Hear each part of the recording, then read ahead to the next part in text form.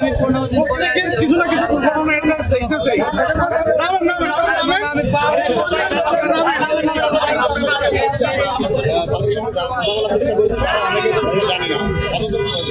এখানে যেই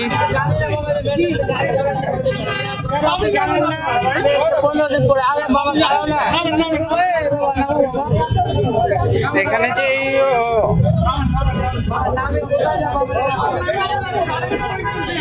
অটোরিকশাটি আছে তার যে চালক সে কিন্তু প্রতিবন্ধী, তিনি হাঁটতে পারেন না। এই অটোরিকশা নিয়ে কিন্তু বেশ অনেক দিন ধরেই ঝামেলা চলছে। অন্তর্বর্তীকালীন সরকার ক্ষমতায় আসার পরে অটোরিকশা বন্ধ করার একটি ঘোষণা দেন। সেখানে যে বিপুল পরিমাণে মানুষজনের সক্ষম এবং অক্ষম ব্যক্তিদের কর্মসংস্থানের ব্যবস্থা আছে, সেই কর্মসংস্থানের কথা বিবেচনা করে এবং যে অটোরিকশা চালক যারা আছে তাদের প্রতিবাদের মুখে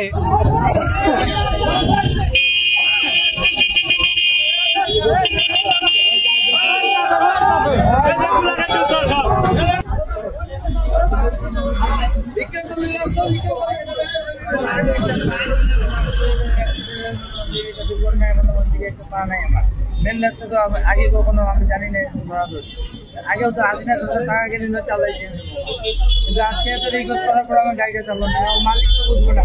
এই জরিমানা আমি করছি আমার সরকার থাকার আমলে আপনারা কি হাই রোডে উঠতে পারতেন? হ্যাঁ, উঠতে পারতাম, চালাচ্ছি, হাই রোডে চালাচ্ছি, দোকানা হয়েছে আমাদের। আমাদের এই করতে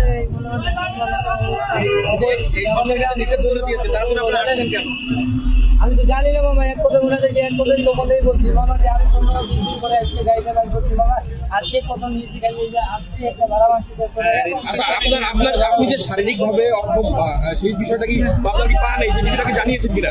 অবশ্যই জানাইছি, ওনারা দেখছে, জানাইছি, দেখেছি যে মামা আমি জানি না পাওয়া নাই আমার, তাই মনে হচ্ছে গাড়ি থেকে ওনারা ডাক্তার নামাই দিয়ে গাড়ি আমার ওই ইয়া করলো, গাড়ি উঠে। এখন এই গাড়ি কি আপনার জরিমানা দিতে হবে কিনা? জরিমানা দিতে হবে গাড়ি। কেন আমি তো জানি না মামা, এক কথাই তো বললাম। রিকশা চালানোর আগে আপনার নিয়মটা জানা উচিত ছিল কিনা? মালিক আপনি তো নিজে মালিক না, মালিক আপনাদের বলে দেয় না যে মেন রাস্তায় ওঠা যাবে না, এরকমটা বলে দেয়? কথা তো বললাম যে আপনাদের কি মামা, যে আগে হাসিনা সরকার থাকাকালীন আমি মেন রাস্তায় এই রাস্তায় কমসে কম চালাতে। এটা তো অবৈধ, হাসিনা সরকারের আমলে তো বন্ধ ছিল। হাসিনা আমাদের প্রতিবন্ধীর জন্য উনি এটা ছাড় করে দিয়েছিল, আমরা এই সব রোডে চলতে পারতাম। প্রতিবন্ধী বর্তমানে এই সব রোডে আমরা গাবতলী বন্ধ গেছি।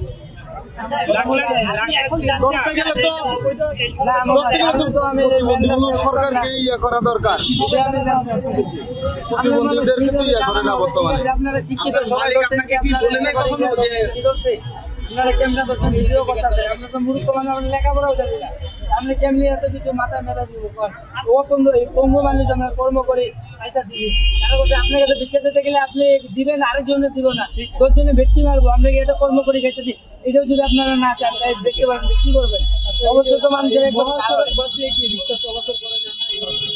অবশ্যই তো মনে করছে মানুষের কাছে একবার রিকোয়েস্ট করলে প্রথমবার ভুল করে, মানুষ মাত্রাই তো ভুল হয় নাকি? একবার ছাড় হয়,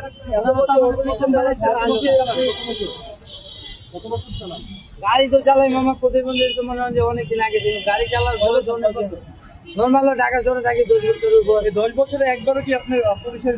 আমার তো 10 বছর থেকে আমি প্রতিবন্ধী, আমার প্রতিবন্ধী হওয়ার তো মামা 3-3.5 বছরের বয়স হয়েছে। এর মধ্যে কি কি করতেছি আপনার? আমি এই সিটির ভিতরে গাবতলী বন্ধে চলাচল ব্যবহার করছি, বুঝতে পারছেন? আচ্ছা, আপনি কত টাকা জরিমানা দিতে হইব? নর্মাল এই গাড়ি মনে হয় যে 60-70 হাজার টাকা জরিমানা নিব, যদি এইভাবে নিচ্ছে 70,000 টাকা। আর 70,000 টাকা তো দূরে কথা মামা, যে 70 পয়সা তুমি আমার ঘরে পোলাপান, ছোট 10 বছরের পোলাপান, বুঝছেন বাচ্চা।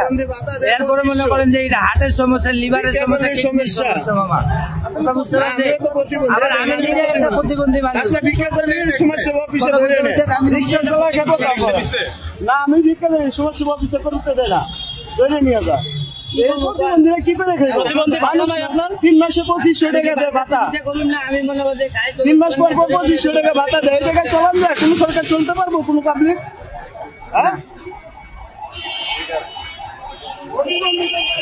আমরা দেখছিলাম একজন শারীরিকভাবে অক্ষম ব্যক্তি, যিনি তার দাবি ভাড়ায় চালিত 15-20 দিন পরে আজকে ওটা ওপর প্রথম গাড়ি বাইর করছি, বুঝতে পারছেন, আমার ঘরে অসুস্থ বাচ্চা পোলাপানা নিয়ে আমি ওই টেনশনে আছি। তারপরে এই জরিমানা আমি দিব পেতে কত জরিমানা দিতে হবে? নর্মাল 70,000 টাকা জরিমানা নিব বাবা। কাকে দিতে হবে? আবার এতদিন মনে মনে এবারে গাড়ি গ্যারেজ প্রথম আজকে গাড়ি নিচ্ছি, বুঝতে পারছেন। আপনি যে প্রতিবন্ধী তাদেরকে জানান নাই? অবশ্যই জানাইছি। তারপরে ওনাদের পা ধরি, মনে হচ্ছে পা ধরছি, বলছি যে বাবা আমার ভুল হয়ে গেছে, আমি জানিও না, মূর্খ মানুষ, লেখাপড়া জানি না, পা ধরি করি আমার গাড়ি দেন, এই যদি আমার ভাড়া গাড়ি নিজের গাড়ি হলে আমার কারো কৈফিয়ত দিতে হতো না, যে মনে বুঝ দিতাম যে নিয়ে গেছে নিয়ে যাবো। কিন্তু মহাজন তো বুঝবো না, মালিকরা তো বুঝবো না, মালিক যাতে করে আমার গাড়ি মানে ভাঙি ফেলেছে, গাড়ির উপর উঠেছে, গাড়ি নিয়ে গেছে।